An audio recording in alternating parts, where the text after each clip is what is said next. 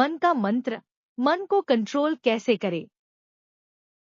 कहते हैं कि दुनिया में मन सबसे ज्यादा शक्तिशाली चीज होता है। अगर किसी चीज को तुम पूरे मन से चाह लो तो तुम उसे हासिल कर सकते हो। ये मैं नहीं कहता, यह सभी महापुरुषों का कहना है, लेकिन अगर यह सत्य है, ये सच है, तो हम जो अपने मन से चाहते हैं वह हमें हासिल क्यों नहीं होता है। भाई, कोई भी इंसान अपने मन में तो दुख नहीं चाहेगा, लेकिन वो रहता तो दुखी है। हर इंसान अपने मन से तो कामयाब होना चाहता है, खूब पैसा कमाना चाहता है, लेकिन फिर भी वह कामयाब नहीं होता। भला ऐसा दुनिया में कौन इंसान होगा जो अपने मन में यह चाहेगा कि मैं नाकामयाब रहूं या मैं पैसा ना कमाऊं। सोचने की बात है तो इसमें दो चीज निकल कर सामने आती है, या तो वह महापुरुष गलत थे जिन्होंने यह बात बोली कि मन से चाहे हुई चीज हासिल हो जाती है, या फिर हम गलत हैं।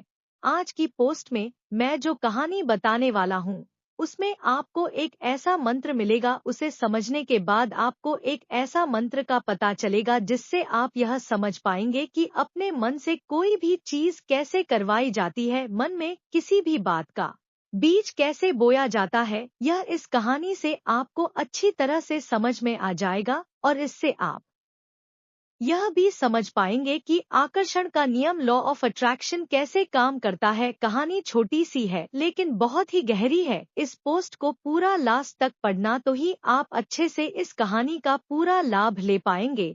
तो चलिए कहानी शुरू करता हूँ और समझते हैं कि मन का मंत्र, मन को कंट्रोल कैसे करे। एक बार की बात है, एक आदमी के जीवन में सिर्फ दुख ही दुख थे। वह जो भी काम करता उस बेचारे का वह काम पूरा ही नहीं होता। घर में आता तो घर में कलेश बना रहता, किसी से कोई मदद मांगता तो कोई उसकी मदद नहीं करता। ऐसा लगता था कि चारों तरफ से उसके ऊपर दुख का पहाड़ टूट पड़ा है। उसे समझ नहीं आ रहा था कि मैं इन दुखों से कैसे पार पाऊं। वह दिन रात यही सोचता रहता था कि अपने दुखों से छुटकारा कैसे पाना है। इसी कारण से वह रात में सो भी नहीं पाता था। उसकी आंखों के नीचे बड़े बड़े काले घेरे बन गए थे, जो इस बात का प्रतीक थे कि वह आदमी कितना दुखी है और कितना चिंतित है। कभी कभी तो उसके मन में आत्महत्या करने के भी ख्याल आते थे, लेकिन अपने परिवार की चिंता करके वह यह कदम नहीं उठा पाता। वह इतना दुखी हो गया कि उसने निर्णय किया कि वह इन दुखों से छुटकारा पाकर ही रहेगा। इसके लिए चाहे उसे कितनी ही मेहनत करनी पड़े, कुछ भी करना पड़े, चाहे अंगारों पर चलना पड़े, लेकिन इन दुखों से छुटकारा हासिल करके रहेगा। ऐसे ही एक दिन उसने अपने मित्र से पूछा कि मैं अपने जीवन को कैसे सुधारें। उसके मित्र ने उसे बताया कि तुम किसी बाबा के पास जाओ। बाबाओं के पास ऐसा मंत्र होता है जिससे सारे दुख मिट जाते हैं, जीवन खुशियों से भर जाता है और धन संपदा भी हासिल होती है। तुम किसी ऐसे बाबा को ढूंढ लो, बस तुम्हारा काम बन जाएगा। उस आदमी के मन में यह बात पूरी तरह से पक्की बैठ गई कि कोई बाबा ही मेरा दुख दूर कर सकता है,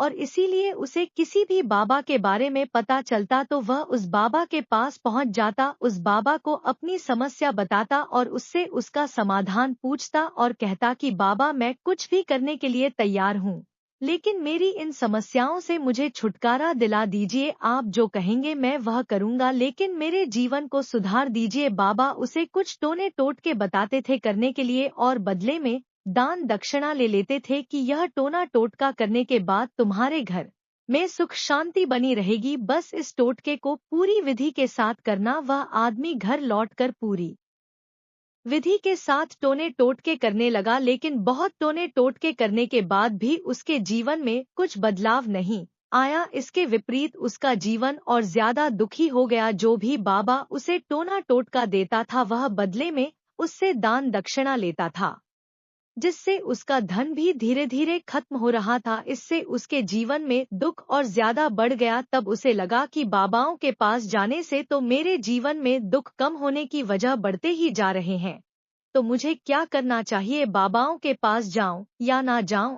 फिर एक दिन एक आदमी ने उसे बताया कि तुम अपने घर में किसी पंडित को बुलाकर हवन करवा लो, हवन होगा, घर शुद्ध हो जाएगा। कोई भी बुरी ऊर्जा होगी घर में तो वह घर से बाहर चली जाएगी। किसी पंडित को बुलाकर पूरे विधि विधान उसे मंत्र उच्चारण कराओ, हवन कराओ, जिससे घर में सुख शांति आए। उस आदमी के मन में यह बात बैठ गई और उसने एक पंडित को अपने घर पर बुलाकर हवन करवा दिया। हवन अच्छी तरह से संपन्न हुआ। बदले में पंडित ने भी अच्छी दान दक्षिणा ली और उसके बाद वह वहां से विदा हो गया। लेकिन कुछ दिनों के बाद उस आदमी को महसूस हुआ कि उसके जीवन में अभी भी कोई बदलाव नहीं आया है। अब वह आदमी पूरी तरह से दुखी हो गया और ज्यादा परेशान हो गया। अब तो उसे लगने लगा था कि मेरे जीवन में से दुख कभी खत्म ही नहीं होंगे, और यही सोच सोच कर उस आदमी का बुरा हाल हो गया था। फिर एक दिन उसे अपने मित्र से एक ऐसे बाबा के बारे में पता चला जो समाधान बताने के लिए कोई दान दक्षिणा नहीं लेता था। उस आदमी को लगा कि यह बाबा दूसरे बाबाओं की तरह नहीं हो सकता, क्योंकि यह तो दान दक्षिणा लेता ही नहीं, और अगर दान दक्षिणा नहीं लेता तो यह सच में कोई सिद्ध बाबा होगा। और यही सोचकर वह उस बाबा के पास पहुंच जाता है। जब वह आदमी वहां पर पहुंचता है तो वह बाबा ध्यान में बैठे हुए थे। यह देखकर वह आदमी वहीं पर चुपचाप बैठकर ध्यान से बाहर आने का उनका इंतजार करने लगा। थोड़ी देर बाद बाबा ने आंखें खोली तो सामने एक दुखी और परेशान युवक को बैठे देखा। उसकी आंखों के नीचे काले घेरे देखकर ही समझ गया कि यह आदमी अपने जीवन से कितना परेशान है। उसे संबोधित करते हुए बाबा ने पूछा कि बच्चा, क्या चाहते हो? बाबा के पास क्या लेने आए हो? उस आदमी ने कहा कि बाबा, मैं अपने जीवन से बहुत परेशान हूँ। मैंने इन दुखों को दूर करने के लिए बहुत सारे रास्ते अपनाए, हर वो तरकीब करके देखें जो किसी बाबा ने मुझे बताई, हर वो काम किया जो कोई भी इंसान ने मुझसे करने को कहा, लेकिन मेरे जीवन में दुखों में कोई कमी नहीं आई। बाबा, इसके विपरीत मेरे जीवन में दुखों में बढ़ोतरी हो गई है। मुझे समझ में नहीं आ रहा है कि मैं क्या करूं। कभी कभी तो मैं आत्महत्या करने की सोचता हूँ, लेकिन मैं अपने परिवार की सोच कर मैं यह कदम नहीं उठाता हूँ। मैंने आपके बारे में बहुत सुना है बाबा, और मैं बहुत उम्मीद के साथ आपके पास आया हूँ।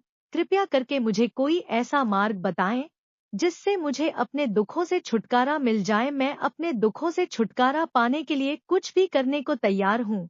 आप मुझे कोई भी रास्ता बताएं, चाहे वह रास्ता कितना ही कठिन क्यों ना हो, मैं उसको पार करके रहूंगा। बाबा ने महसूस किया कि आदमी तो सच में बहुत परेशान है। बाबा ने उसकी बात सुनकर कहा कि बच्चा, दुखों को दूर करने के लिए मंत्र ऐसे ही नहीं मिलते हैं, मंत्र पाने के लिए कुछ करना पड़ता है।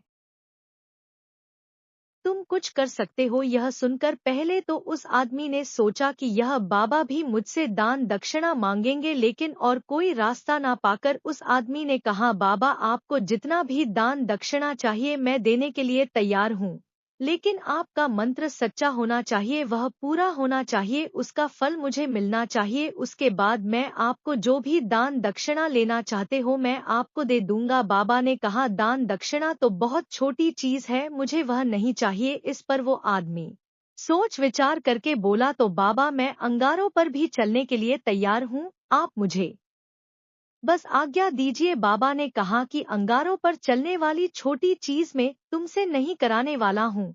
मैं जो तुमसे कराने वाला हूँ वह बहुत कठिन मंत्र है, उसे पूरा कर पाओगे? उसने कहा, बाबा, आप मुझे बताइए तो सही, मुझे करना क्या होगा? मैं कुछ भी करने के लिए तैयार हूँ। इस पर बाबा ने उसे कहा कि यहाँ से जब तुम अपने घर जाओ तो रास्ते में अपने मन में यह दोहराते जाना कि मैं सुखी हूँ, मैं सुखी हूँ। बार बार अपने मन में यही दोहराना, और याद रहे जुबान पर यह नहीं आना चाहिए, यह सिर्फ मन में दोहराना है। यह सुनकर वो आदमी बोला, बाबा, बस इतनी सी बात, यह तो मैं चुटकी बजाते कर लूंगा, लेकिन इससे होगा क्या? बाबा बोले कि इस मंत्र को करके तो देखो, वैसे भी तुमने इतने बाबाओं के मंत्र किए हैं तो इस मंत्र को भी करके देख लो। उस आदमी ने सोचा कि बाबा कुछ दान दक्षिणा तो ले नहीं रहे हैं, और छोटा सा मंत्र है, इसे तो मैं कर ही लूंगा। वो बोला, ठीक है बाबा, मैं यह मंत्र जरूर करूंगा। और वो आदमी यह कहकर वहां से चलने लगा। लेकिन जैसे ही वह चलने लगा, पीछे से बाबा ने बोला कि बच्चा, एक बात याद रखना, जब तुम यह मंत्र अपने मन में दोहराना तो तुम्हारे मन में बंदर के विचार नहीं आने चाहिए, बंदर का ख्याल भी नहीं आना चाहिए, तो ही यह मंत्र सिद्ध होगा। आदमी बोला, मुझे तो आज तक बंदर का कोई विचार नहीं आया, तो अब क्यों आएगा? आप चिंता मत करिए बाबा, मैं बस मन में यही दोहराऊंगा कि मैं सुखी हूँ, मैं सुखी हूँ। इसके अलावा बंदर का कोई भी विचार मेरे मन में नहीं आएगा। यह कहकर वह आदमी वहां से चल देता है। वह अपने मन में मैं सुखी हूँ, मैं सुखी हूँ, यह दोहराता हुआ थोड़ी दूर ही चला था कि उसके मन में अचानक बंदर का ख्याल आ गया। बंदर का ख्याल एक बार आया और चला भी गया, लेकिन उस आदमी ने सोचा आज तक तो मुझे बंदर का कोई भी विचार नहीं आया, यह आज बंदर का विचार क्यों आ गया। और ऐसे करके उसने उस बंदर के विचार को पकड़ लिया और यह भूल गया कि मुझे क्या मंत्र दोहराना है, और वह बंदर के बारे में सोचने लगा। जब थोड़ी देर बाद फिर से उसे होश आया तो वह फिर से अपना वही मंत्र दोहराने लगा जो बाबा ने उसे बताया था, मैं सुखी हूँ, मैं सुखी हूँ। लेकिन अचानक से उसे एक बंदर दिखाई दिया और यह देखकर फिर से उसके मन में बंदर का विचार उठ गया और यह देखकर वह इस विचार को बाहर फेंकना चाहता था।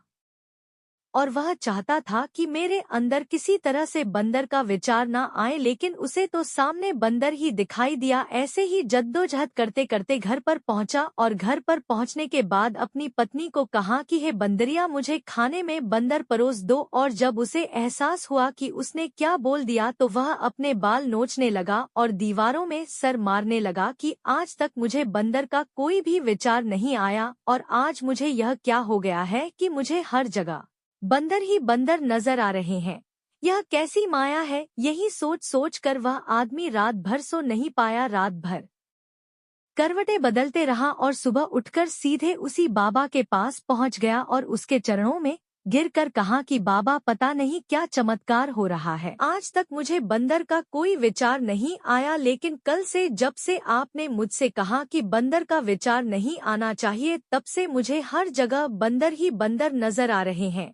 उस आदमी ने कहा कि बाबा, मुझे तो आपके पीछे पेड़ पर बैठा बंदर केले खाते हुए दिखाई दे रहा है, यह हो क्या रहा है बाबा। यह सुनकर बाबा हंसने लगे। हाँ हाँ हाँ हाँ बच्चा, मन का जाल एक ऐसा जाल है जिसे समझ पाना इतना आसान नहीं है। बंदर तो तुम्हारे रास्ते में पहले भी आते थे। जब तुम मेरे पास आए थे तो इन्हीं पेड़ों पर यह बंदर घूम रहे थे, लेकिन तब तुम्हारे ध्यान में यह बंदर नहीं था, तब तुम्हारे ध्यान में सिर्फ दुख थे। इसके बाद बाबा ने उसे बताया कि बच्चा, हम जिस चीज से भी दूर भागना चाहते हैं वही चीज हमारे मन में बहुत गहरे में प्रविष्ट हो जाती है और हमारे अंतर्मन में समा जाती है। असल में हम जिस चीज से छुटकारा पाना चाहते हैं उससे छुटकारा इसीलिए पाना चाहते हैं कि वह हमारे साथ बहुत गहरे से जुड़ी हुई है, और हम जितना ही उससे छुटकारा पाना चाहते हैं वह उतनी ही गहरी हमारे मन में बैठती चली जाती है और आखिरकार हमारे अंतर्मन में छा जाती है। ऊपर से तो हम चाहते हैं सुखी होना कि मैं सुखी हूँ, सुखी हूँ, हमारे होंठ भी यही बोलते रहते हैं, लेकिन हमारे मन में दुख समाये होते हैं। हमारे विचारों में, हमारे मन में दुख ही दुख दिखाई देते हैं। इसीलिए अपनी जुबान से बार बार यह बोलने से कि मैं सुखी हूँ, मैं सुखी हूँ, हम सुखी नहीं होंगे जब तक यह मंत्र हमारे अंतर्मन में प्रविष्ट नहीं होगा। इस पर उस आदमी ने पूछा कि बाबा, लेकिन यह मंत्र हमारे अंतर्मन में प्रविष्ट कैसे होगा। यह सुनकर बाबा ने कहा कि बच्चा, अपने दुखों से लड़ना बंद कर दो। जब तक तुम अपने दुखों को दूर करने की सोचते रहोगे तब तक वो दुख तुमसे चिपके रहेंगे, तब तक वो दुख तुम्हारे अंतर्मन पर अपना राज बनाए बैठे रहेंगे। और जिस दिन तुम उन दुखों के बारे में सोचना ही छोड़ दोगे, उन दुखों से छुटकारा ही नहीं पाना चाहोगे, उसी दिन से तुम्हारे जिंदगी से दुख गायब हो जाएंगे। क्योंकि किसी भी चीज से छुटकारा पाने के लिए हमें उस चीज के बारे में सोचना पड़ता है, और हम जितना ही उस चीज के बारे में सोचते हैं वह उतनी ही गहरी हमारे मन में प्रविष्ट होती चली जाती है। हम अधिकतर समय दुखों के बारे में ही सोचते हैं। हम यही सोचते हैं कि हमारे जीवन में दुख है और हमें इससे छुटकारा पाना है। इसी वजह से बार बार सोचने से वो दुख हमारे अंतर्मन में प्रविष्ट हो जाते हैं और हमें एहसास भी नहीं होता। इसीलिए अगर तुम दुखों से छुटकारा पाना चाहते हो तो दुखों से छुटकारा पाने के बारे में सोचना छोड़ दो, तुम्हें दुखों से छुटकारा मिल जाएगा। अक्सर आदमी धूम्रपान छोड़ना चाहता है, शराब छोड़ना चाहता है, सुबह अपने आप से यह वादा करता है कि मैं कोई भी गलत काम नहीं करूंगा, लेकिन शाम को जब लौटता है तो नशे में चूर होकर लौटता है। ऐसा क्यों होता है जो हम सोच रहे हैं वह पूरा कर ही नहीं पा रहे हैं। असल में हम उस चीज को बहुत ज्यादा तवज्जो दे रहे हैं, उस चीज को बहुत ज्यादा अहमियत दे रहे हैं। जब भी हम उस चीज को छोड़ने के बारे में सोचते हैं तो हम उसकी इम्पोर्टेंस यानी कि विशेषता और ज्यादा बढ़ा देते हैं। हमारा मन उस चीज के बारे में जितना ज्यादा सोचेगा, शराब या धूम्रपान छोड़ने के बारे में जितना ज्यादा सोचेगा, हमारा मन उतना ही उस चीज के पीछे ज्यादा भागेगा। हमें उस चीज से लड़ना नहीं है, बल्कि बिना सोचे गुजर जाना है। और अगर हम इस मंत्र को समझ लेते हैं तो हम अपने जीवन में जो भी पाना चाहते हैं उसे अपने अंतर्मन में डाल सकते हैं। और एक बार वो लक्ष्य हमारे अंतर्मन में बैठ जाता है तो फिर सफलता पाने में कोई समस्या नहीं आती, कोई दिक्कत नहीं आती। तो दोस्तों, कैसी लगी आपको यह कहानी?